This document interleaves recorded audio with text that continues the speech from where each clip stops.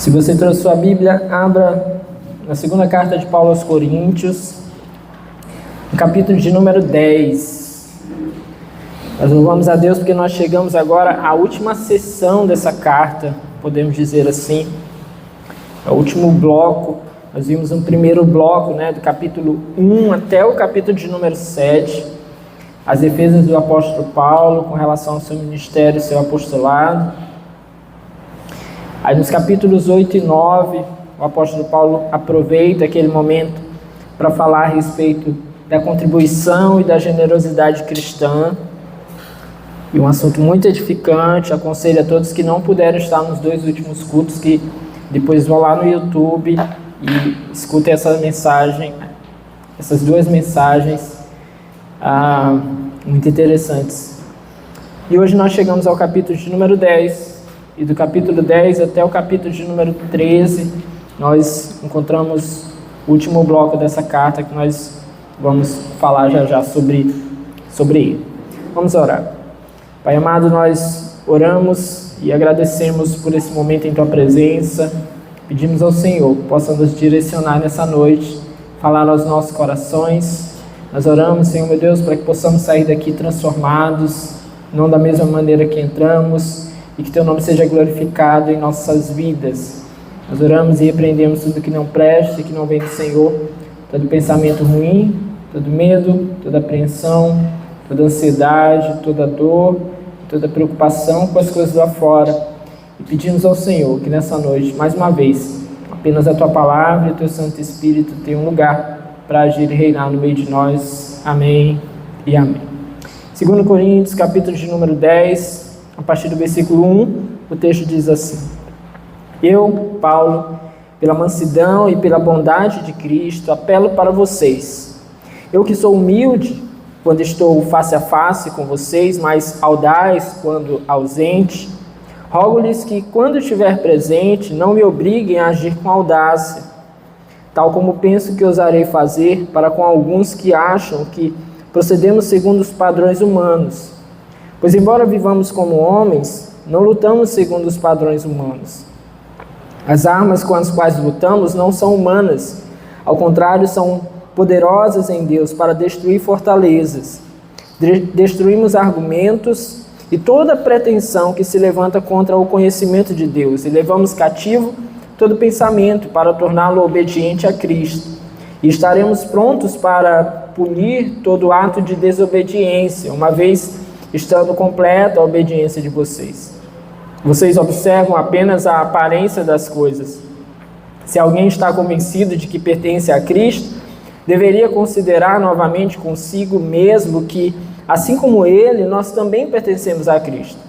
Pois mesmo que eu tenha me orgulhado um pouco mais da autoridade que o Senhor nos deu, não me envergonho disso, pois essa autoridade é para edificá-los e não para destruí-los. Não quero que pareça que estou tentando amedrontá-los com as minhas cartas, pois alguns dizem, as cartas dele são duras e fortes, mas ele pessoalmente não impressiona e a sua palavra é desprezível. Saibam tais pessoas que aquilo que somos em cartas quando estamos ausentes, seremos em atos quando estivermos presentes. Não temos a pretensão de nos igualar ou de nos comparar com alguns que se recomendam a si mesmos. Quando eles se medem e se comparam consigo mesmos, agem sem entendimento. Nós, porém, não nos gloriaremos além do limite adequado, mas limitaremos o nosso orgulho à esfera de ação que Deus nos confiou, a qual alcança vocês, inclusive. Não estamos indo longe demais em nosso orgulho, como seria se não tivéssemos chegado até vocês, pois chegamos a vocês com o Evangelho de Cristo.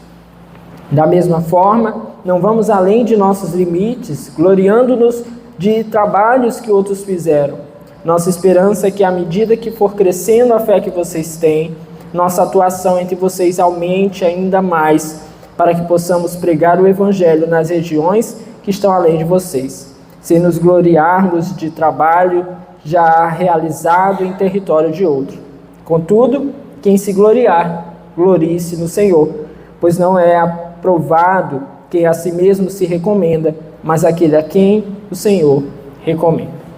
Bom, como eu disse a vocês, nós estamos na última sessão dessa carta e talvez o que nós vamos perceber a partir de agora, do capítulo de número 10, é que o apóstolo Paulo, literalmente, ele sobe o tom. As suas palavras, a partir de agora, elas são muito mais fortes. Elas não deixarão de ser edificantes. Do capítulo 1 até o capítulo de número 7, nós falamos bastante acerca da defesa do apostolado do apóstolo Paulo, mas nós sempre tentávamos demonstrar ali que Paulo, com muita sabedoria e com muita sutileza até, ele buscava ali em tudo glorificar a Deus. Então, as suas palavras ali parecem que sempre vão num tom muito amoroso, amistoso até. E aí ele parece que dá uma espécie de uma pausa, um parêntese, para falar a respeito da contribuição e da generosidade, apelar ali à necessidade daqueles irmãos da Judéia e lembrar os irmãos de Corinto a respeito do compromisso que eles tinham com relação às ofertas daqueles irmãos. E agora, como eu disse, parece que ele vai subir o tom, parece que ele vai colocar palavras mais fortes, ainda tratando a questão da defesa do seu apostolado. E aí qual é a questão aqui envolvida, né? Entender isso é muito importante, porque senão a gente fica meio perdido, assim, o que foi que aconteceu com o apóstolo Paulo? O que foi que aconteceu nesse momento? O que foi que aconteceu com que ele fizesse com que ele começasse agora a mudar o tom e falar de uma maneira mais forte? Alguns chegam a considerar que o capítulo 10 em diante seria justamente aquela carta a qual ele se refere, em que ele foi muito duro. Então, alguns teólogos vão considerar que, de alguma forma, essas cartas foram juntadas, e por isso parece que o tom agora, a partir do capítulo de número 10, é um tanto diferente. Não nos parece muito que isso seja verdadeiro, pelo fato de que o capítulo de número 9, ele não encerra com saudações, não há uma conclusão, não há uma despedida, não há as saudações que o apóstolo Paulo dá. Então, não parece muito viável essa possibilidade. Mas por que então talvez o apóstolo Paulo teria tratado assim agora a partir do capítulo de número 10, mudando ali o seu estilo, mudando o seu posicionamento? Bom, primeiro nós precisamos considerar que o ministério do apóstolo Paulo, assim como muitas vezes o ministério de todo e qualquer cristão, ele não se trata apenas de dias bons, de momentos fáceis, e não se trata apenas de lidarmos com pessoas fáceis e tranquilas, né? A gente lida ao longo da nossa vida, da nossa caminhada cristã, com gente difícil, com pessoas que não concordam conosco, com pessoas até que nos atacam, mesmo que façam parte da igreja de Deus. Então nós precisamos considerar que o apóstolo Paulo certamente também passou por isso. Junto com isso, ele passou por revoltas, motins, perseguições, prisões, pessoas que se levantaram contra ele. Então, o apóstolo Paulo enfrentou tudo isso, né? A igreja de Corinto era uma igreja muito amada por ele, muito benquista. Ao mesmo tempo, era uma igreja que dava muito trabalho ao apóstolo Paulo. A gente percebe na primeira carta aos Coríntios que havia as divisões, né? Isso é muito falado lá no estudo da primeira carta, nós vimos isso bastante quando trabalhamos aqui. Então havia as divisões ali na igreja, os que se diziam de Paulo, os que se diziam de Apolo, os que se diziam de Pedro e aqueles que se diziam de Cristo, né? Que na verdade só queriam se sentir superiores aos outros. Alguns vão considerar, então, que aí seria uma divisão quase perfeita, né? Um quarto da igreja para cada um dessas ideias, né? Desses pensamentos. Outros vão considerar que não, que essas pessoas que não gostavam do apóstolo Paulo, que questionavam o seu ministério, seriam até uma minoria. Mas aqui, independente da quantidade de pessoas, certo é que existiam essas pessoas no meio da igreja que estavam ali sendo resistentes ao apóstolo Paulo. Depois nós vamos ver que boa parte, ou pelo menos os líderes, eram daqueles que haviam vindo da região justamente da Judéia, de Jerusalém, chegaram a Corinto, encontraram aquele trabalho pronto, que o apóstolo Paulo havia começado, e agora eles não apenas se colocam como liderança, mas começam a explorar aqueles irmãos. E para que eles possam explorar ainda melhor, eles precisam desdenhar do ministério do apóstolo Paulo, colocando a igreja contra o apóstolo. Então é todo esse contexto aqui que ele está passando. Então talvez o mais coerente dentro da leitura dessa carta seja a ideia de que a defesa do seu apostolado, do capítulo 1 ao capítulo de número 7, se refira muito mais a um posicionamento do apóstolo para com aqueles irmãos que ainda demonstravam a ele amor, cuidado, atenção, mas que estavam no meio daquele turbilhão de ideias ali, em alguns momentos se sentindo tendenciados a discordar, duvidar e levantar questionamentos com relação ao ministério e ao apostolado de Paulo. Então, talvez por isso, as suas palavras ali sejam um tanto mais brandas. Mas agora, a partir do capítulo de número 10, é provável que ele tenha elevado o tom, porque ele quer mesmo agora atingir essas pessoas que estavam ali no meio da igreja, mas que contra ele eram lobos vorazes. E não apenas contra ele, mas contra toda a igreja, obviamente.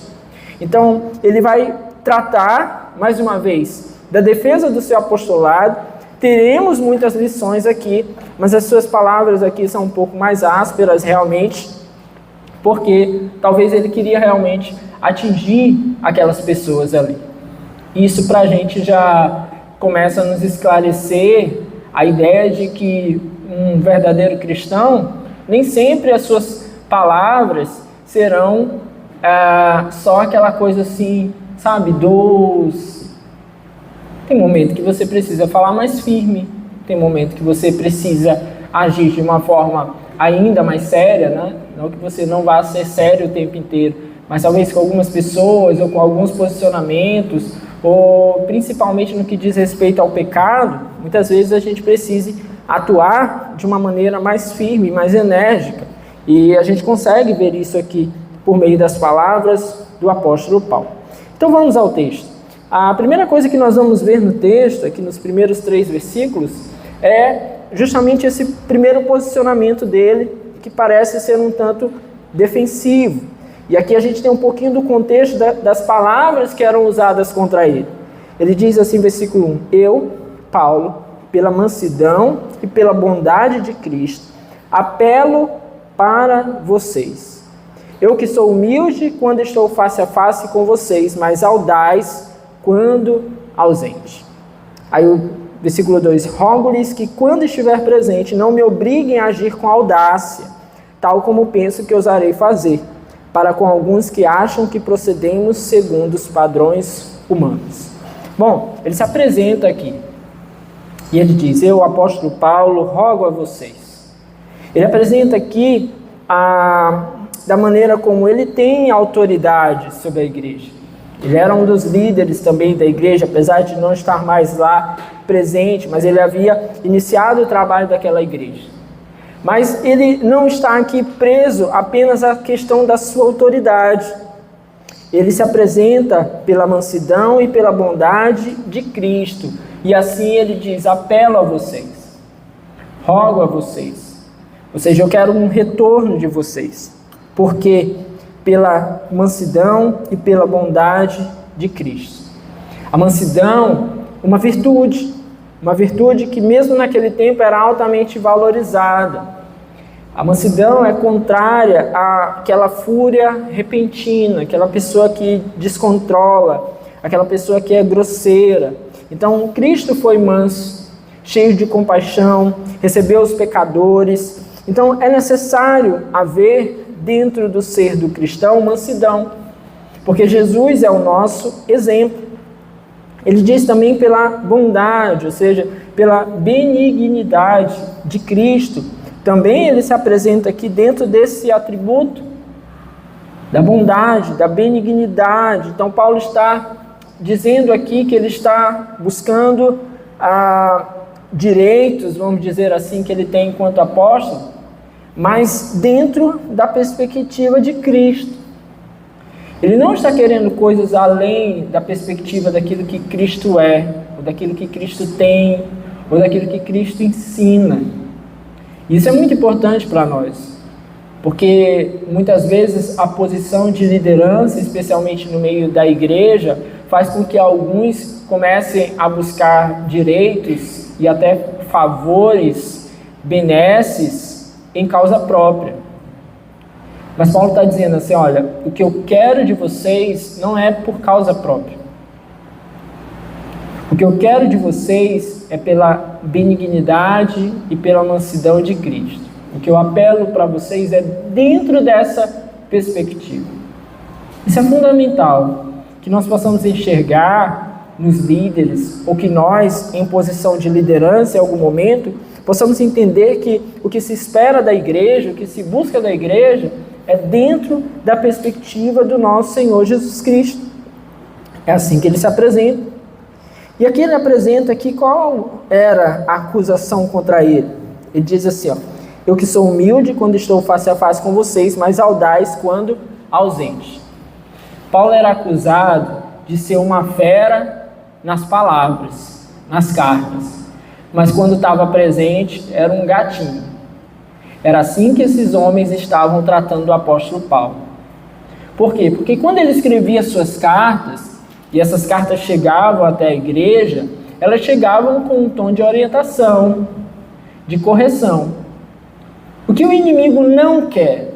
O inimigo não quer que nós possamos dar ouvidos àquilo que provém de Deus, a palavra de Deus. A palavra de Deus revelada, a palavra de Deus que vem por meio daqueles que o Senhor constituiu como autoridade. Então o que ele procura fazer? Ele procura desqualificar essas palavras. Tirar de nós o respeito e o zelo por essas palavras.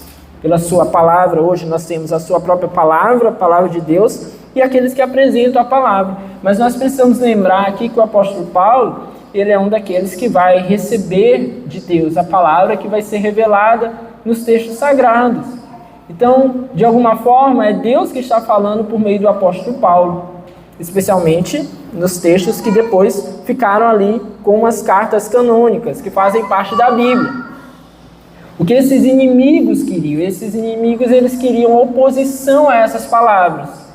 Então, uma das formas que eles tentavam usar para desqualificar o apóstolo Paulo é dizendo assim, olha, ele, quando está longe, ele é audaz, ele é forte, ele é fervoroso, ele é duro, mas na nossa presença ele não tem coragem de falar isso não. Na nossa presença ele mostra quem ele é. E aí Paulo aqui, ele meio que zomba disso, né? Por isso ele usa as palavras, e aí deve estar entre aspas aí na sua Bíblia, né? Apelo para vocês, aí ele meio que zomba aqui, ele é sarcástico. Eu que sou humilde quando estou face a face com vocês, mas audaz quando ausente. É como se ele dissesse, eu mesmo aqui, né? É isso que vocês falam de mim? Sou eu mesmo. Mas eu apelo a vocês numa humildade que não é a minha humildade, na mansidão que não é a minha mansidão, na bondade que não é a minha bondade, mas é a bondade de Cristo. E aqui Paulo então começa já revelando que o seu caráter provém de Cristo.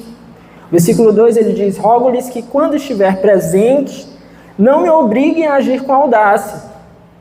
Eles falavam assim, não, ele é audaz, ele é forte, ele é firme e longe. Quando chegar perto da gente, ele fica mansinho.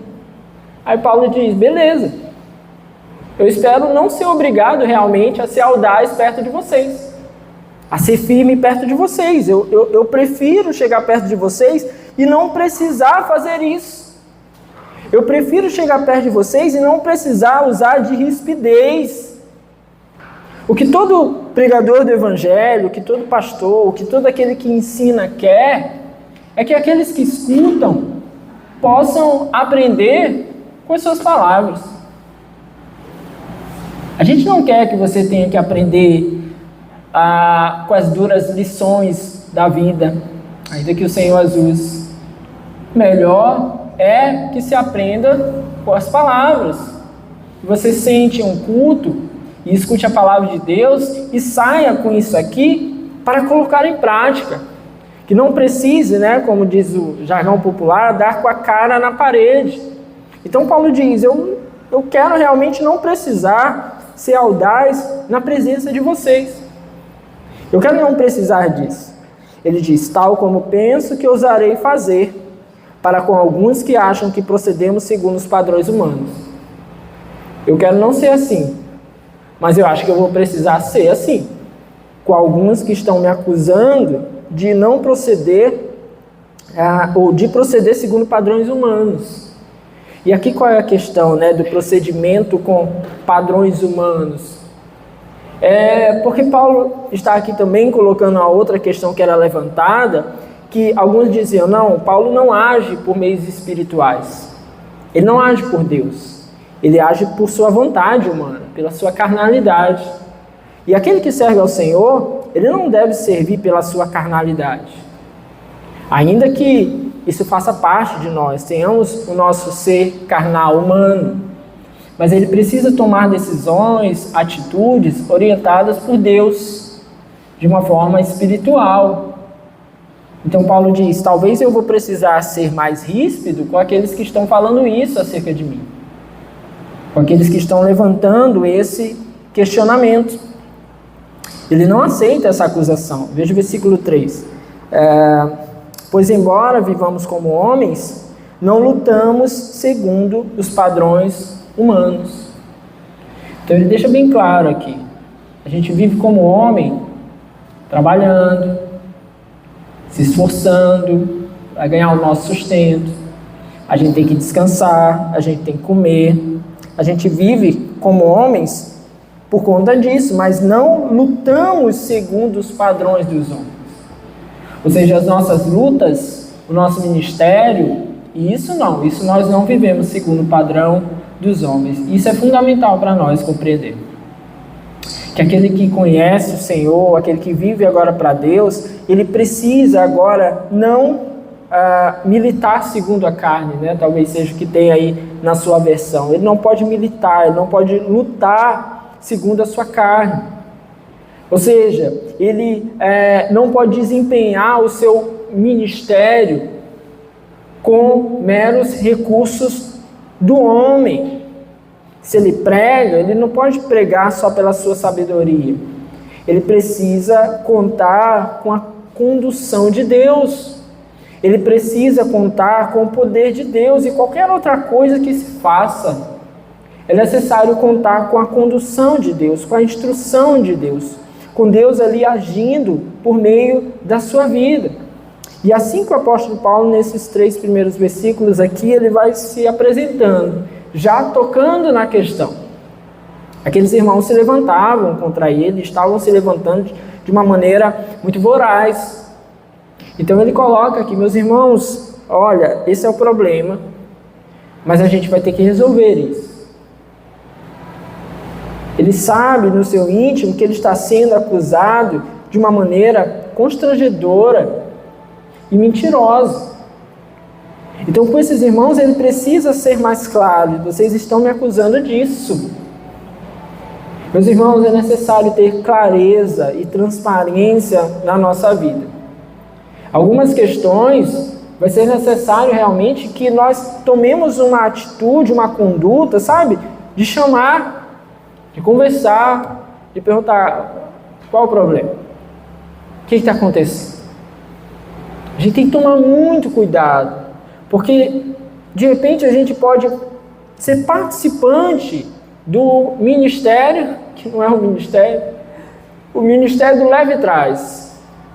Fulano está falando mal de não sei quem. O outro está não sei o quê. Esse aqui está contando não sei quem. O outro está contando não sei o quê. E a gente fica naquele negócio ali, que não resolve, que não ajuda, que não fortalece, que não transforma, que não muda, que não acrescenta para o meio da igreja.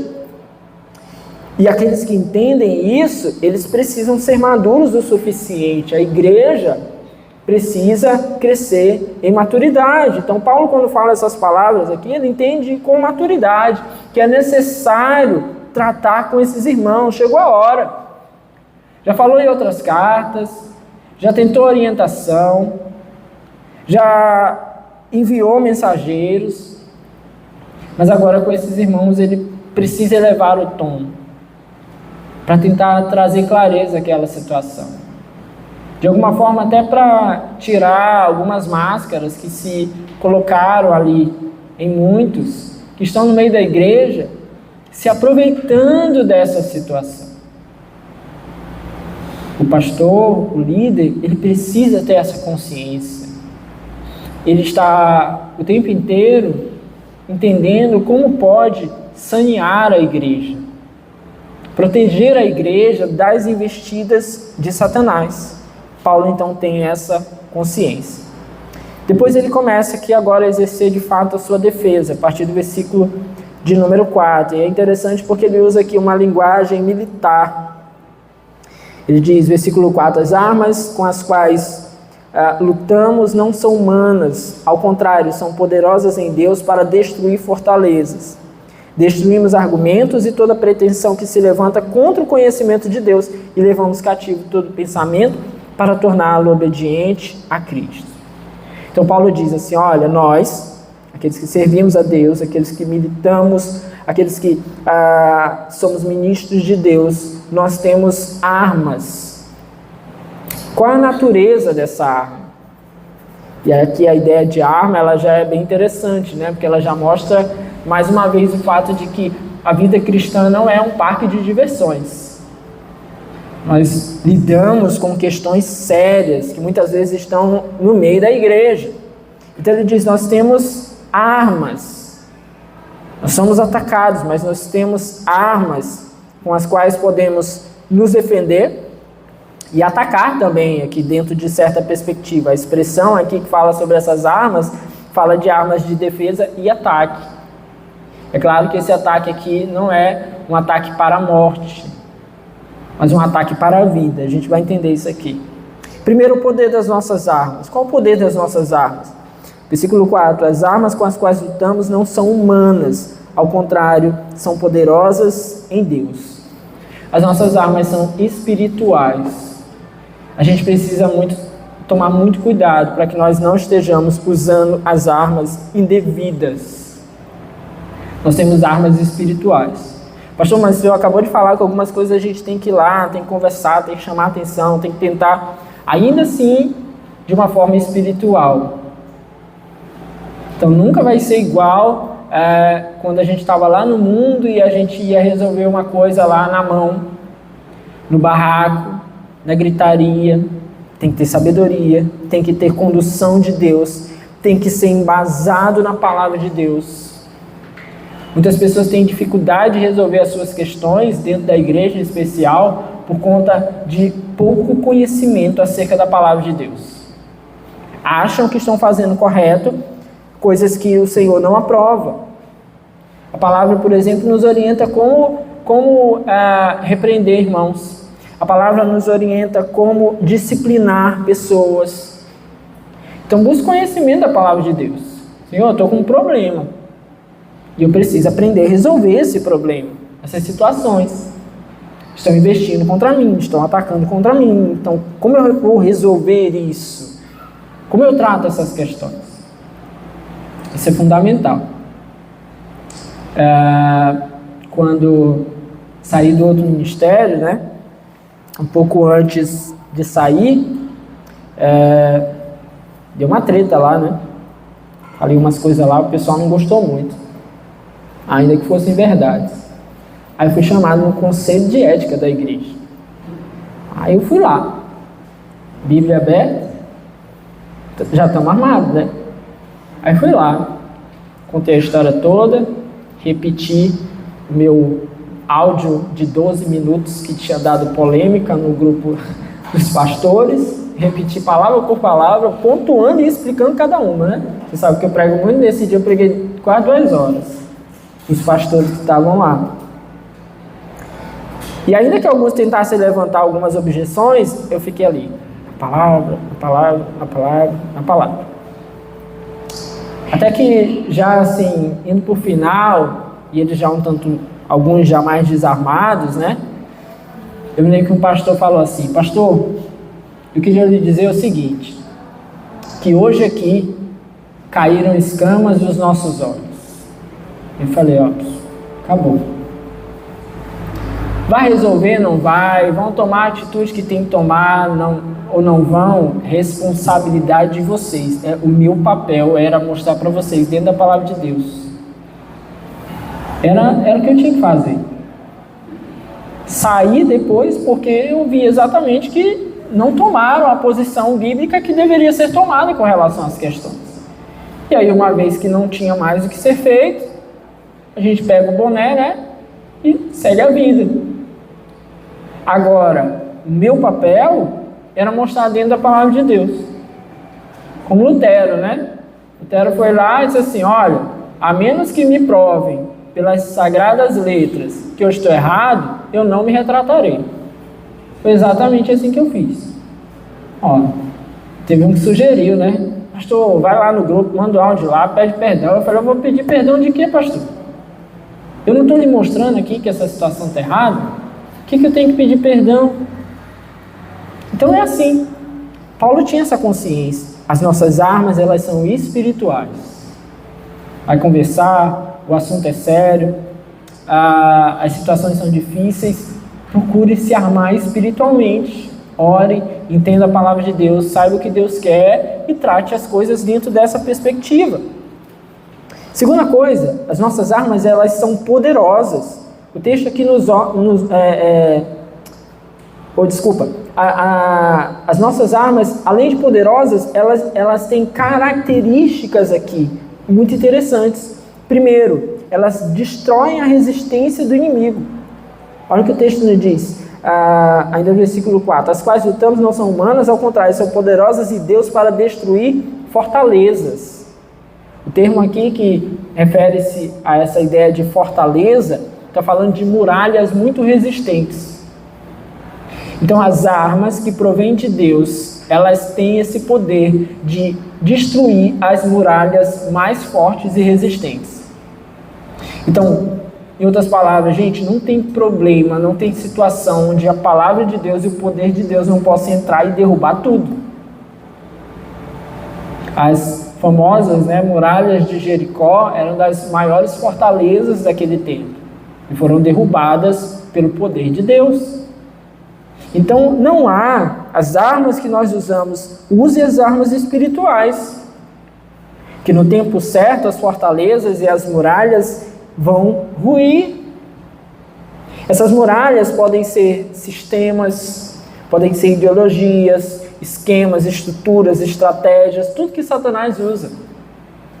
Mas as nossas armas, diz a palavra de Deus, elas são poderosas em Deus para destruir fortalezas. Amém? Não é na nossa força, no nosso poder, é no poder de Deus. Elas também anulam as estratégias do inimigo.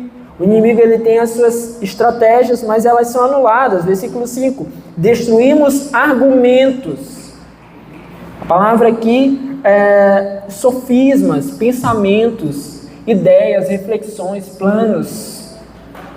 As armas que nós temos espirituais, elas têm poder para destruir planos, projetos, tramas. Estão tramando contra mim. Satanás está tramando contra mim. As armas que nós temos espirituais, elas são poderosas para destruir planos, tramas, projetos. E nós temos que crer nisso. É por isso que crente não tem medo de macumba. Passaram a noite lá no terreiro, perderam o sono.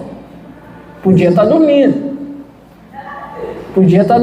Perderam o sono. Porque as armas que nós temos em Deus, elas são poderosas para destruir pensamentos, ideias, planos, sofismas. Amém? Outra coisa acerca dessas armas é que elas acabam com o orgulho que o inimigo tem. O inimigo, ele se arvora de orgulho. Nós temos visto aí em Abacuque. O texto diz: e toda pretensão que se levanta contra o conhecimento de Deus. As armas que nós temos, elas se levantam contra a altivez, contra as pretensões do inimigo. Outra coisa acerca dessas armas é que elas aprisionam o pensamento do inimigo. Versículo 5 ainda. E levamos cativo todo pensamento para torná-lo obediente a Cristo. Olha como é interessante. As mesmas armas que destroem as fortalezas são aquelas que seriam e teriam todo o poder para matar, destruir as pessoas que estão por trás dessa fortaleza. Elas teriam poder suficiente para que, se nós quiséssemos, levássemos as pessoas presas. Não é assim que acontecia nas guerras, em especial, hoje também ainda acontece menos, mas acontecia muito isso. Não foi assim, por exemplo, que os babilônios invadiram e levaram o povo judeu cativo? Exatamente assim. Se as nossas armas são poderosas em Deus para destruir as fortalezas, elas seriam poderosas também para matar. Porém, as armas de Deus nós não usamos para o sangue, para derramar sangue, para matar. Nós usamos, segundo a palavra de Deus, para levar cativo todo o pensamento. Quem vai preso, quando nós usamos as armas espirituais, são os pensamentos contrários a Deus. É assim, meus irmãos, que acontece uma conversão. Você, eu, quando não conhecíamos a Deus, os nossos pensamentos eram avessos a Deus. Você vai pregar para alguém, talvez você fale para pessoas que não querem saber de Deus. Está vendo um post hoje sobre alguma coisa da ciência, aí o cara foi dizer assim, olha como, num comentário, né, olha como Deus se revela aí, como Deus organiza todas as coisas. Aí o pessoal começou lá a malhar ele, assim, lá vem o religioso, falar que tudo é Deus, isso é a ciência, tudo vocês vêm com o negócio de Deus. Aí começaram a malhar o cara, assim, vários comentários mesmo. Mas isso é o pensamento antes.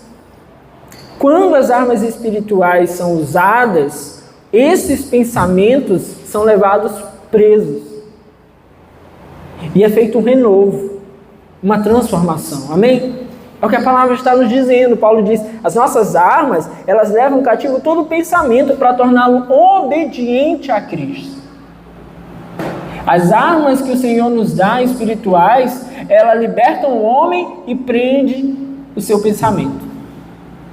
O seu pensamento contrário a Deus é preso, levado a Cristo para ser transformado. E o homem é liberto por causa de Cristo. Amém? Coisa maravilhosa isso. Isso é a conversão. Os nossos pensamentos antes, pode você pensar, seus pensamentos antes foram aprisionados, levados a Cristo para serem transformados e você foi liberto por causa disso. Assim são as armas espirituais. É isso que nós usamos. Nós não usamos Deus, a sua palavra, o ministério que Ele nos dá para matar alguém, para destruir alguém. Nós usamos para que essa pessoa seja liberta. No máximo, seus pensamentos serão presos, cativos, mas levados a Cristo para serem transformados. Mas as pessoas serão libertas. É assim que Paulo está dizendo aqui, olha, nós operamos o nosso ministério assim, nós temos armas, mas as nossas armas são essas, espirituais. Ele diz, versículo 6, estaremos prontos para punir todo ato de desobediência, uma vez estando completa a obediência de vocês. Por fim, essas armas são eficazes a tal ponto de aqueles que foram, esses pensamentos que foram cativos e levados a Cristo e transformados, concederão liberdade aos seus donos.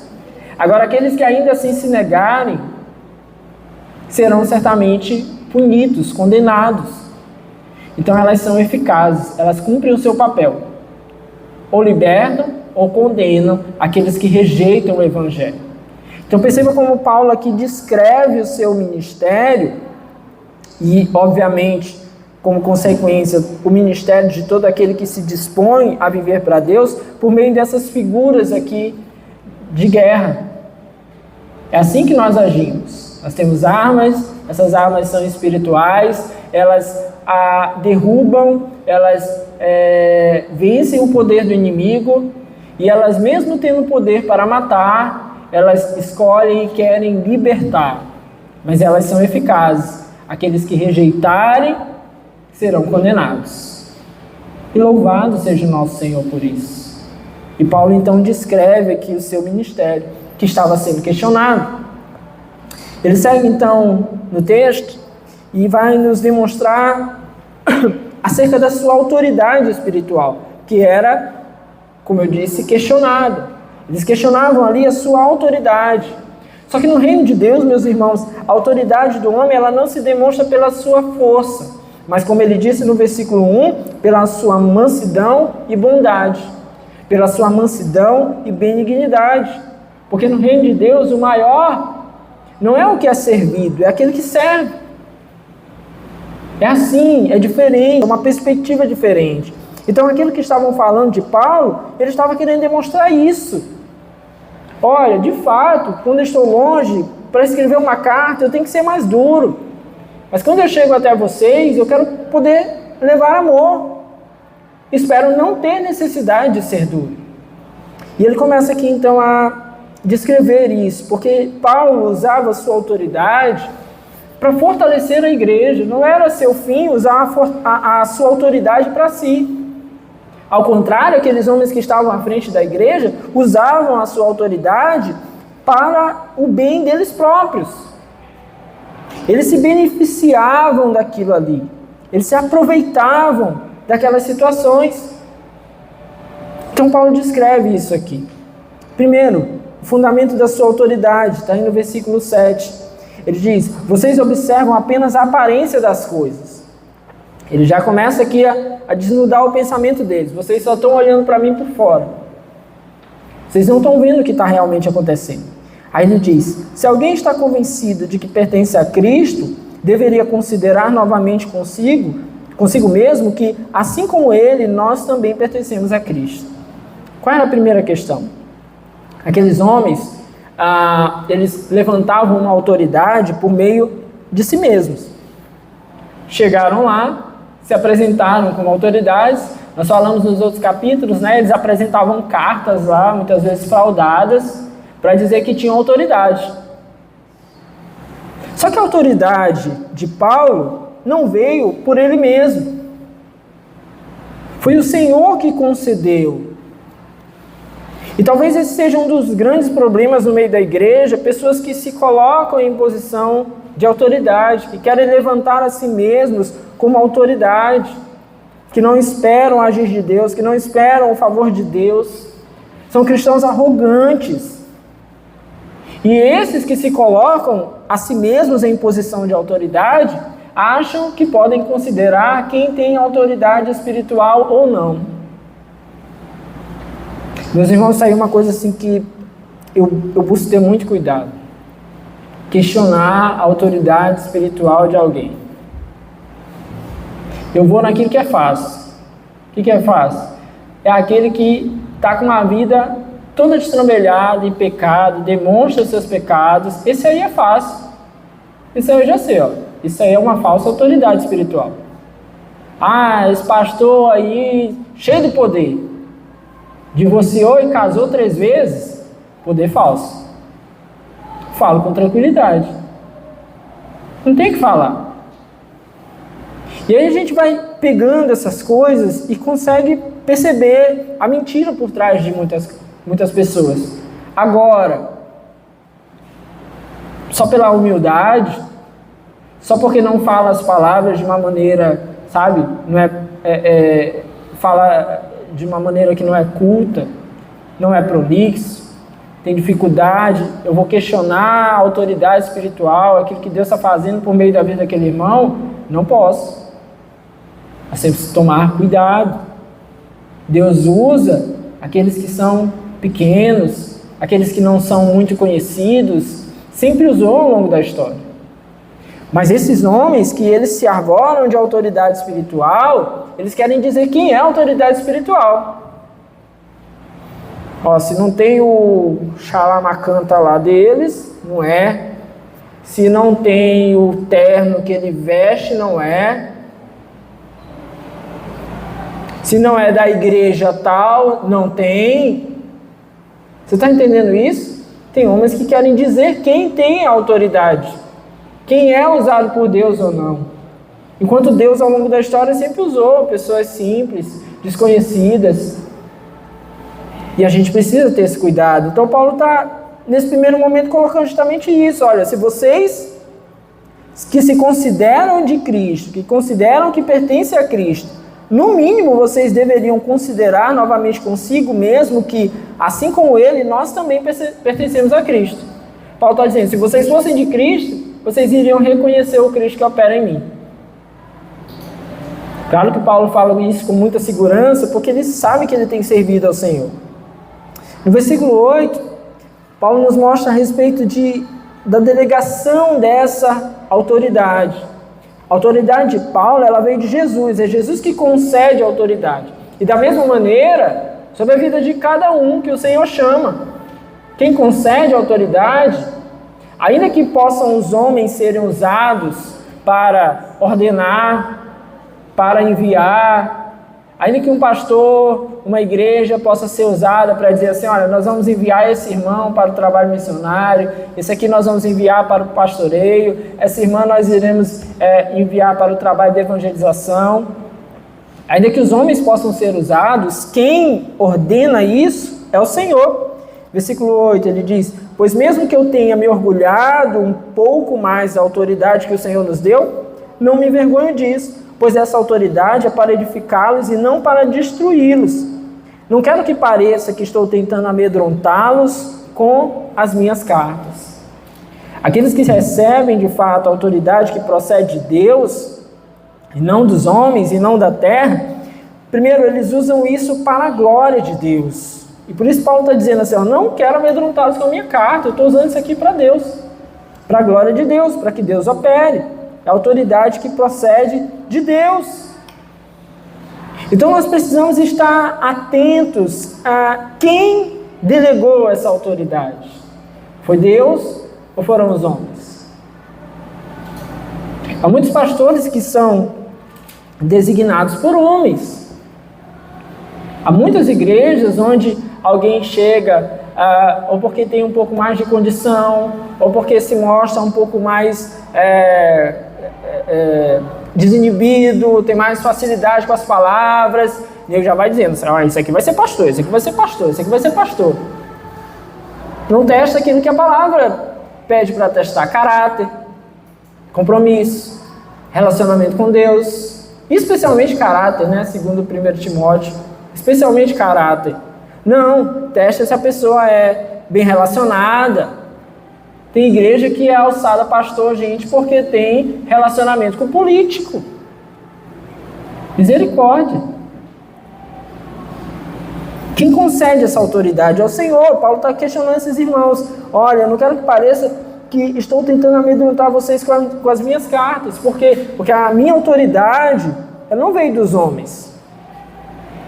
E ela não é usada para mim. Ela é usada para a edificação do corpo. A autoridade que o Senhor concede àqueles que servem precisa ser usada para a edificação do corpo. Não é para vaidade pessoal. Não é para a gente olhar nós mesmos e dizermos assim, olha como é bom.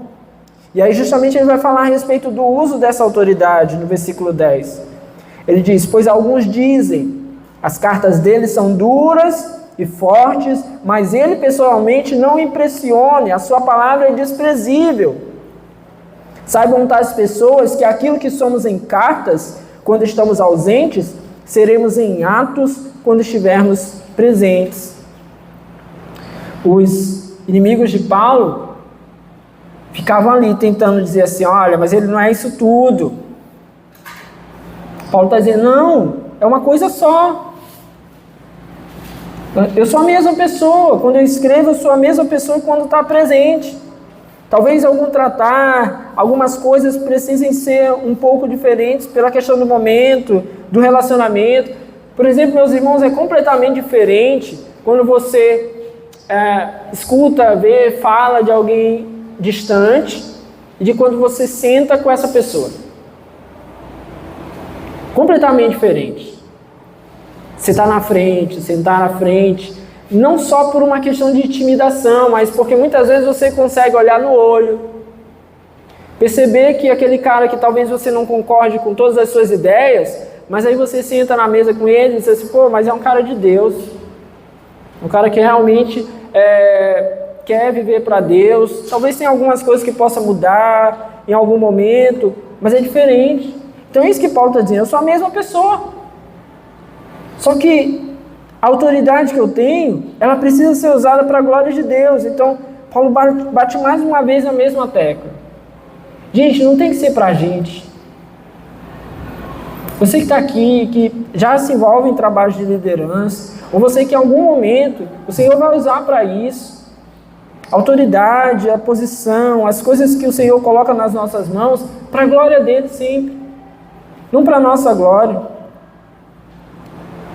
Nos próximos versículos, daí do 12 ao 18, ele vai falar a respeito justamente dessa aprovação. O que é então um obreiro aprovado segundo os olhos de Deus? Versículo 12, primeiro ele coloca aqui qual o pensamento falso, qual o parâmetro errado a respeito de alguém que é aprovado por Deus. O texto diz: não temos a pretensão de nos igualar ou de nos comparar com alguns que se recomendam a si mesmos. Quando eles se medem e se comparam consigo mesmos, agem sem entendimento. Então qual é o parâmetro falso? Mais uma vez, é se autocomissionar, é legitimar a si próprio, é viver com um poder que não procede do Espírito Santo, uma pregação que não provém das Escrituras.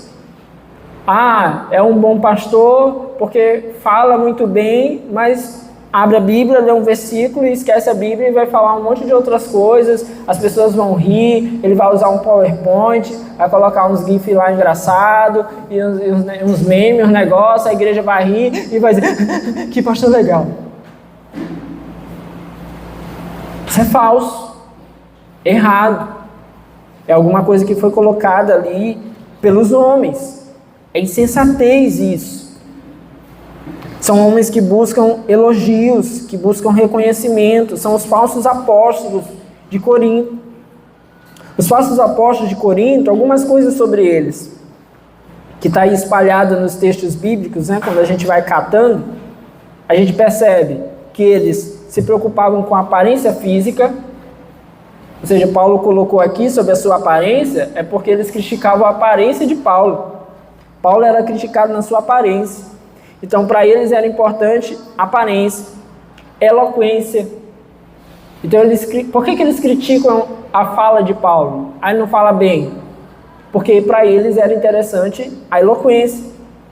Eles cobravam, depois a gente vai ver no capítulo 11, no próximo culto, eles cobravam pelos sermões pregados.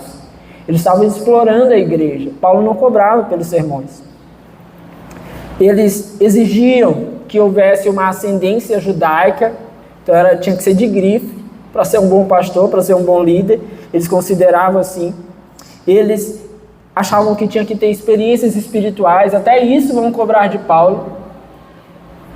Porque ele não tem uma experiência espiritual, ele não foi isso, ele não foi aquilo, ele não ressuscitou um morto, ele não foi arrebatado, ele não foi... Tem igreja que é assim, não? Quanto mais experiência o irmão chegar lá no púlpito e disser que teve, mais do manto o irmão é. Tem que contar as experiências espirituais. Isso que Neuza fala para mim que quando eu vou contar as minhas experiências, é sempre eu me dando mal. Aí eu fico falando, Daniel, tuas histórias é sempre tu te dá mal no final. Mas não sei, é meu jeito, Deus está cuidando aí do negócio. Mas não, querem sempre colocar que, são o máximo. A mesma coisa aqui.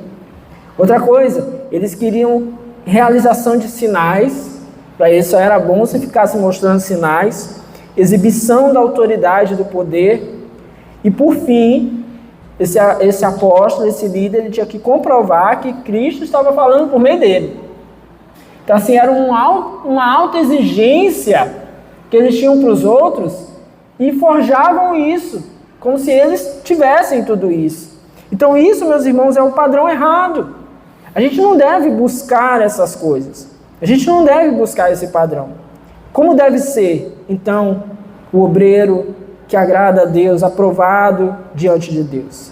Primeiro, versículos 13 e 14. Paulo diz: nós, porém, não nos gloriaremos além do limite adequado, mas limitaremos o nosso orgulho à esfera de ação que Deus nos confiou, a qual alcança vocês, inclusive.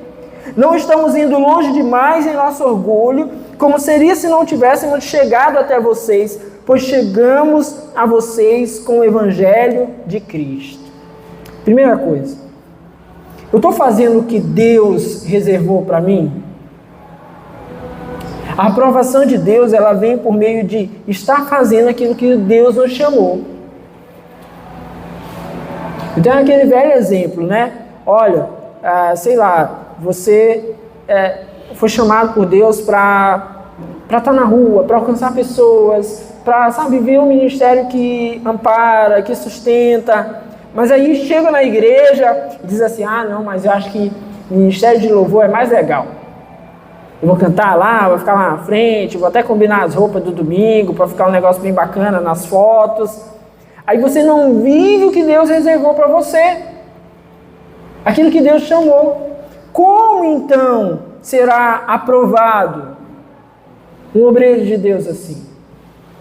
Paulo aqui no texto diz, nós não nos gloriaremos além do limite adequado, mas limitaremos o nosso orgulho à esfera de ação que Deus nos confiou, a qual alcança vocês. Então Paulo dizendo assim, o nosso orgulho, a nossa alegria é viver o que Deus nos chamou. Gente, quando você entender o que Deus tem chamado você para ser, e aqui eu não estou falando daquela ideia de encontrar meu chamado, não. É começar a viver sabendo assim, olha, Deus me chamou para isso, estou fazendo. Agora eu estou feliz de estar fazendo isso. É não viver naquela expectativa, sabe, daquilo que ainda não aconteceu. Ou forçando a barra para ser aquilo que você não foi chamado para ser. Quando você entender isso, você vai começar a viver bem, se sentir bem, fazendo a vontade de Deus. O que Deus reservou para mim? Então Paulo diz aqui, olha, a gente está fazendo o que o Senhor nos chamou. Talvez muitos daqueles que confrontavam Paulo não estavam fazendo aquilo que era para eles fazerem. Poderiam estar servindo ao Senhor outras coisas, mas não, eles queriam ser e ocupar o lugar do apóstolo. Paulo não ia além disso. Aí no 14 ele diz, não estamos indo longe demais em nosso orgulho, como seria se não tivéssemos chegado até vocês, pois chegamos a vocês com o Evangelho de Cristo. A gente caminha com aquilo que o Senhor nos dá, aquilo que é para a glória dele. Amém? Então assim, você quer entender se está servindo a Deus adequadamente? Primeiro, é buscar entender assim, olha, eu estou fazendo o que o Senhor me reservou. Eu não estou forçando a barra, não estou tentando ser aquilo que eu não deveria ser. Eu não estou querendo fazer alguma coisa para aparecer, para aparentar. É necessário ter essa reflexão. Segunda coisa, Deus está sendo glorificado por meu intermédio, por intermédio do meu ministério. Olha o que Paulo diz no versículo 15. Da mesma forma, não vamos além de nossos limites, gloriando-nos de trabalhos que outros fizeram. Nossa esperança é que à medida que for crescendo a fé que vocês têm, nossa situação entre vocês aumente ainda mais. Nossa atuação entre vocês aumente ainda mais, para que possamos pregar o Evangelho nas regiões que estão além de vocês, sem nos vangloriarmos de trabalho já realizado em território do outro. Contudo, quem se gloriar, glorie-se no Senhor. Deus é glorificado por meio do seu ministério? Ou é você que aparece? E isso para nós, meus irmãos, vai ser um sinal tão grande, tão grande. É tão bom a gente não ser muito elogiado. É tão bom. Desde que a nossa falta de elogio não seja também falta de edificação aos outros. Porque não basta alguém não te falar. É importante que nós possamos perceber que tem frutificado na vida das pessoas, tem edificado. Costumo dizer, já falei aqui várias vezes, às vezes o Senhor vai nos dar algumas migalhinhas assim, só para a gente saber que está funcionando. Principalmente naquelas horas que a gente já está assim, cansado, dizendo assim, não está dando certo. Aí o Senhor mostra uma migalhinha assim para dizer assim, olha, tá vendo? Está funcionando. É alguém que vem e agradece. É alguém que vem e diz assim, ó, pô, foi uma bênção isso, que bom. Agora, quando está parecendo que é por nós, aí tem problema. Quando está parecendo que é nosso nome que está sendo exaltado, aí tem problema. E a gente tem que tomar cuidado com isso. Então Paulo está dizendo aqui justamente isso, que a nossa esperança é que a fé de vocês vá crescendo e que a gente, por meio de vocês, possa alcançar outros. E isso não é para a nossa própria glória. E o que importa, porém, ele diz, é que se alguém se gloriar, que se glorie no Senhor. Viva para a glória de Deus. Veja se o Senhor está sendo reconhecido no que você faz. Não tem problema se a gente posta alguma coisa, se a gente divulga algo que a gente está fazendo. Não tem problema, mas o problema está no nosso coração. Se fazemos para a própria glória, se buscamos reconhecimento próprio, isso nós temos que estar atentos. Por fim, o versículo de número 18, a última questão, para sabermos se o nosso ministério está sendo aprovado por Deus. Eu sou aprovado por Deus, eu estou recebendo elogios de Deus. Como assim, pastor? Versículo 18. Pois não é aprovado quem a si mesmo se recomenda, mas aquele a quem o Senhor recomenda. Talvez esse seja um dos pontos que a gente tenha mais dificuldade, porque é necessário de fato ter sensibilidade. Se estamos recebendo elogios de Deus. É claro que Deus não divide sua glória com ninguém, mas o Senhor honra de alguma forma. Então, como nós vamos perceber os elogios de Deus? Na sua condução. Aquele que é um bom ministro de Deus, que faz as coisas para a glória de Deus, por exemplo, é o Senhor que vai conduzir aonde ele precisa estar. O Senhor vai proporcionar os convites, as necessidades. Se o seu ministério, por exemplo, é de oração, de intercessão, o Senhor vai proporcionar a você, por meio da sua vida, responsabilidades para continuar orando por outras pessoas. Você não vai precisar estar por aí dizendo assim, agenda aberta, ministério de intercessão. Se precisar, me leve lá na sua casa. Não. Por quê? Porque Deus proporciona isso. Olha, está aqui irmão fulano de tal, está orando pelas pessoas, eu estou usando ele para isso, para minha glória, e ele está lá humilde. Aí você vai perceber pessoas te procurando quando você acha que nem sabia o teu nome, outros que indicam você, e aí isso vai acontecendo. Eu quero ser um conselheiro. Como é que você vai começar? Com pequenos conselhos para pessoas que estão próximo de você. Se os conselhos forem eficazes e bíblicos, sabe o que vai acontecer? Quando alguém precisar de um conselho, geralmente essa outra pessoa vai dizer assim, poxa, eu vou levar você para falar com fulano de tal, porque quando eu precisei, estava lá, me orientou, me aconselhou. Isso são, aspas aí, né, os elogios de Deus. Deus está vendo, está funcionando, está glorificando o nome dele, então ele vai proporcionando essa caminhada. Paulo não forçou o negócio, Deus foi levando, conduzindo. Tinha vez que Paulo estava querendo fugir para um lado, Deus levava ele para o outro. E é isso que ele apresenta aqui a esses irmãos. Aqui, meus irmãos, o que nós precisamos sair daqui entendendo hoje, todos devem servir, todos devem se dispor ao ministério, à obra de Deus, mas nada do que nós fazemos tem que ser para a nossa própria glória. Não faça forçado, não tente cavar as oportunidades. A perspectiva dentro da igreja, do corpo de Cristo, ela é completamente diferente do mundo lá fora. Lá fora a gente entrega o currículo para conseguir um trabalho. No corpo de Cristo, Deus apresenta os nossos currículos, os nossos nomes. Deus prepara as oportunidades. Em geral, Ele vai nos tirar mais do comodismo, do que a gente está querendo se mostrar. Se tem sido chamado a pregar, pregue as oportunidades que você tiver. A1, A2, A3. Não fique esperando aquele convite da grande igreja, porque lá que você vai aparecer. Glorifique a Deus. Que nós possamos entender isso. Vivemos para a glória do nosso Deus. Amém? Fique de pé no seu lugar em nome de Jesus. Louvado seja o nome do nosso Senhor.